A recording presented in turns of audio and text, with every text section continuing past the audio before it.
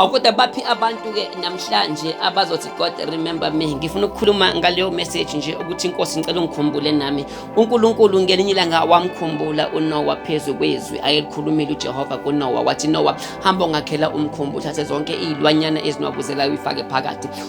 uNoah wenza njengalokho uNkulunkulu ayemiyalile. Ngifuna ukuthi kuwena noma zingakhona iy'khukhula in your life, babukise ngawe abantu, babone ukuhlupheka kwakho kanti abazi ukuthi lento oyikhulelwe inamandla angakanani. Babukise ngesimo sakho, but God will remember you ngelinye ilanga ukuthi lona umntwana wami, ngakhuluma izwi kuyena lokuthi nginamandla okwenza konke ngaye onqenisayo. Wena unamandla uNkulunkulu awabekile kuwena. The problem is one, just say God remember me. Ukona konke okukushayile namhlanje, but God remember me. Sezikuphucile izinto zakho, usathane namadimoni akhe.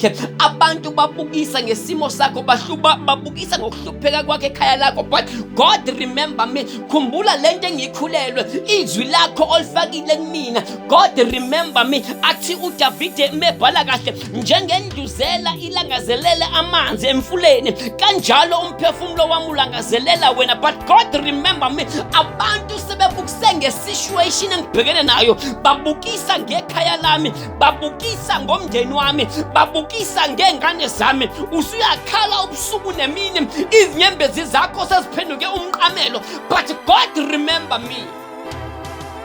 Ngifuna ukusho njalo namhlanje, ngifuna usho njengoDavide, uthi yini ukuba udangale emphefumulo wami, uyaluze phakathi kwami na. Methemba uNkulunkulu ngokuba ngiseza kumdumisa, but God remember me. Kuzo zonke izinto engizenza nginamandla okwenza konke ngayo uKristu Jesu.